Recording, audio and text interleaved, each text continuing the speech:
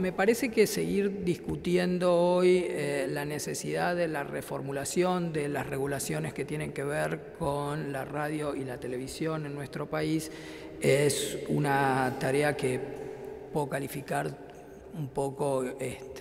sin sentido. Es decir, estábamos frente a un marco regulatorio que hacía a la radio y la televisión que, si bien había sido emparchado por algunas leyes en democracia, venía de una ilegitimidad de origen muy fuerte. Pero aún si alguien quisiera discutir, digamos, la posibilidad de que esos emparches realizados durante los congresos y los periodos democráticos le daban algún grado de lavado a esta ilegitimidad de origen que yo estoy cuestionando, lo cierto es que esa ley tenía una desactualización, esa regulación tenía una desactualización tecnológica muy fuerte y tenía inclusive algunos conceptos que difícilmente podrían ser hoy compatibles con un sistema democrático. Conceptos tales como objetivos que hablaban de una manera muy amplia, muy vaga, de la necesidad de que esa ley contribuyera a preservar, y lo decía más o menos así, la preservación de la moral cristiana, la prohibición de emisiones cuyo contenido podía afectar la salud o estabilidad psíquica de las personas. Es decir, estábamos en un marco regulatorio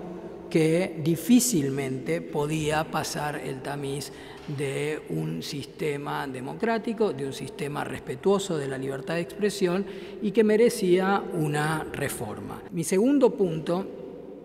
es el cómo estamos ahora. En el cómo estamos ahora yo no tengo dudas, más allá de algunas deficiencias y de las deficiencias que le podemos encontrar a esta regulación, que tenemos una mejor plataforma normativa, y esto lo quiero aclarar, es una mejor plataforma normativa, lo cual no quiere decir que esa mejor plataforma normativa no pueda estar teniendo algunas interpretaciones o algún proceso de implementación al cual ahora me voy a referir, que está tirando por la borda todo este proceso que yo señalaba como necesario y tendente a una mejor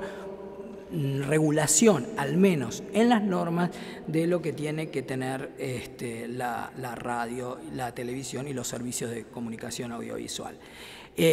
Se debatió mucho, por ejemplo, temas como la autoridad de aplicación, pero yo recién decía el tema de la autoridad de aplicación. Si nos fijábamos en dónde estábamos y en dónde está ahora la posibilidad de tener una autoridad de aplicación totalmente distinta a lo que teníamos, yo creo que eso es un avance y, reitero, más allá del proceso de implementación al que me voy a referir ahora. La gran pregunta es entonces si a 3 años, con esos objetivos, al menos objetivos declamados, más allá de los objetivos ocultos que puede tener esta ley y cualquier otra ley, más allá de esos otros objetivos, estos objetivos declamados que tenían que ver con una modernización del régimen anterior, con aumentar la pluralidad, con disminuir la concentración en la propiedad de los medios, etcétera, etcétera, la pregunta es cuántos de esos objetivos declamados se han logrado. Y somos varios los que creemos que se ha avanzado poco o muy poco. Si nos centramos, sin perjuicio que nosotros en nuestro centro, y particularmente en mi caso, no he hecho una investigación rigurosa y seria sobre estos aspectos, pero leyendo un poco lo que están trabajando algunos colegas en el sector, si hablamos del problema de la concentración de la propiedad de los medios, lo que se ha avanzado es poco, o hay más concentración inclusive que antes. En cuanto a los sistemas de control que nos proponía esta regulación, que yo los ponía como un sistema de, digamos,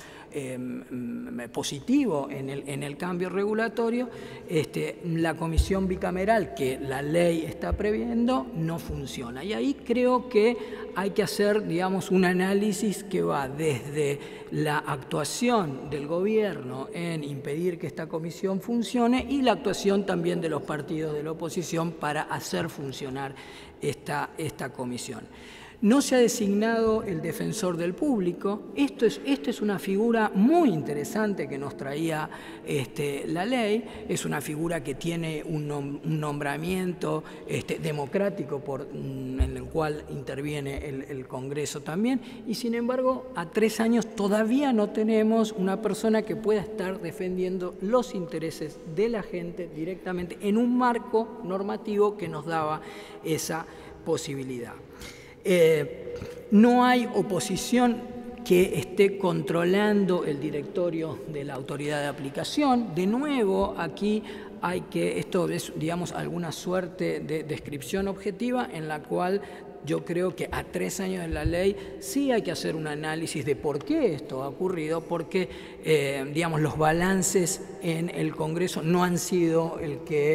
desbalance que pueda existir hoy, y sin embargo hay o la consecuencia directa es esta falta de integración de alguna forma del directorio con miembros de la oposición que también contribuirían, más allá de la posibilidad de torcer la voluntad de la autoridad de aplicación, podrían servir como un órgano de control hacia adentro. El funcionamiento de los medios de gestión estatal, quienes hemos venido abogando por medios públicos desde hace muchísimos años, en realidad, sin ánimo de hacer una generalización que pudiera ser un poco injusta, pero en general los medios de gestión estatal no han avanzado hacia los objetivos de la propia ley, y la percepción que hay en general de los medios de gestión estatal es que son medios gubernamentales y de propaganda gubernamental, cuando la ley proponía absolutamente lo contrario. Yo califico de alguna manera en lo que tiene que ver con aumento de la pluralidad, una suerte de fracaso, y esto se puede ver en el fracaso de las recientes licitaciones que hubieran permitido o que abrían la posibilidad a medios sin fines de lucro. Es decir, ahí también ha ocurrido algo que nos tenemos que preguntar de por qué este objetivo de la ley de aumentar la pluralidad a partir de medios sin fines de lucro no se está regulando. En nuestro panel estaba la propuesta de mencionar la situación de la publicidad oficial.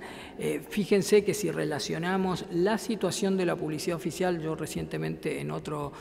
invitación que me hicieron hablaba del problema de la falta de la regulación de la publicidad oficial en nuestro país, y una falta de regulación que, de nuevo, yo soy muy crítico no de un gobierno de turno, sino de lo que de alguna manera llamo los gobiernos en general y la clase política en general, porque una investigación relativamente reciente de Poder Ciudadano muestra claramente cómo distintos gobiernos, distintos colores políticos han utilizado la publicidad oficial de una manera muy poco transparente y en beneficio propio. Con lo cual, la publicidad oficial sigue siendo, o el mal uso de la publicidad oficial sigue siendo un problema para la libertad de expresión en nuestro país y en otros países, pero relacionado esto con la ley, fíjense que si ustedes miran el artículo 72, inciso 8 de la ley exige que los licenciatarios publiquen de manera proactiva los montos de publicidad oficial que reciben, y sin embargo esto tampoco está ocurriendo. Tal vez no está ocurriendo por esta dinámica que se está dando en que los organismos de control que tendrían que hacer funcionar estas cuestiones se están fijando en otras cosas, como posiblemente también se estén fijando en otro de los temas que hemos discutido en los últimos meses vinculados con la cadena oficial. El artículo 75 de la propia ley de 26.522 explica cuáles son las razones, los motivos por los cuales puede haber una cadena, y sin embargo hay varias digamos, razones para inquietarse, sobre todo en las últimas cadenas presidenciales en las que hemos escuchado. En fin, creo entonces que tenemos una mejor plataforma normativa, tenemos una plataforma normativa que promete poder mejorar el espacio para tener una libertad de expresión más robustecida, pero hasta ahora tenemos ciertos datos de la realidad que nos están impidiendo encaminarnos hacia esa aspiración. Y para ir terminando, ¿es este un proceso de cambio, de regulación que vincula libertad de expresión, democracia, medios de comunicación exclusivo de nuestro país? No lo es. Es un proceso que de alguna manera se abre el debate allá por el inicio del siglo que corremos, y en realidad cuando se abre el debate, y se abre a mis ojos en Venezuela, por ejemplo, los objetivos por los cuales el debate, la propuesta de cambiar las regulaciones de leyes de radio y televisión tenían objetivos declamados absolutamente razonables y que todos podemos estar de acuerdo. Proteger la pornografía infantil, proteger la minoridad, proteger los discursos de odio,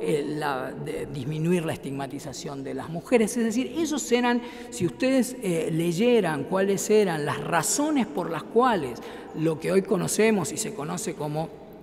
la Ley de Responsabilidad Social venezolana, la Ley Resorte, como la llaman algunos, estos eran los objetivos que estaban sobre la mesa. Ahora,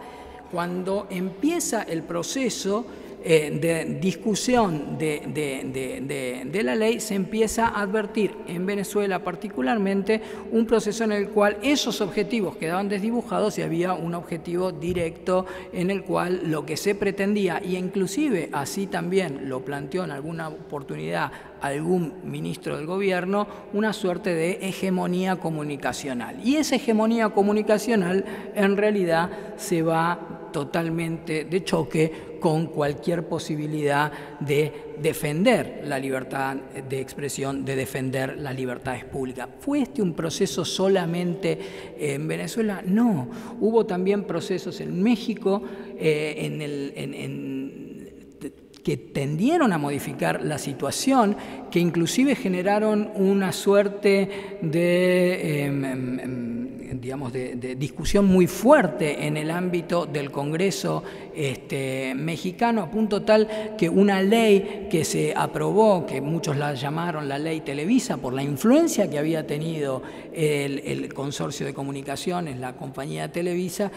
fue finalmente declarada inconstitucional también por la Corte Suprema a instancia de un recurso ejercido por un senador mexicano. La diferencia que estoy puntualizando es que mientras en México estaban funcionando las instituciones, estaban funcionando el Poder Judicial, la Corte Suprema dijo: no señor, esta ley concentra la propiedad y ataca la libertad de expresión. En Venezuela el camino era totalmente el contrario. Y ahí entonces digo,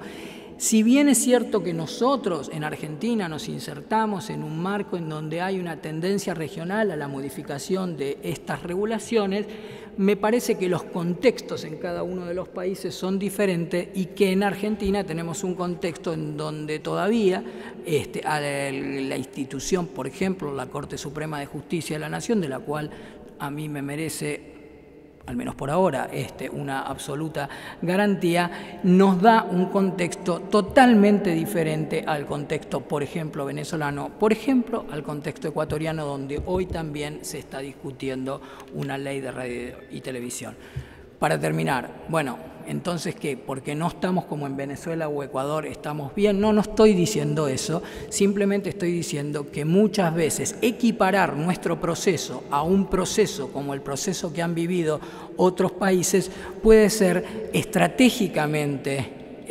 incorrecto, porque nos impide visualizar dónde están los reales problemas de libertad de expresión que tenemos, y además puede ser empíricamente incorrecto porque la situación en cada uno de los países es diferente. Y con eso termino. Gracias.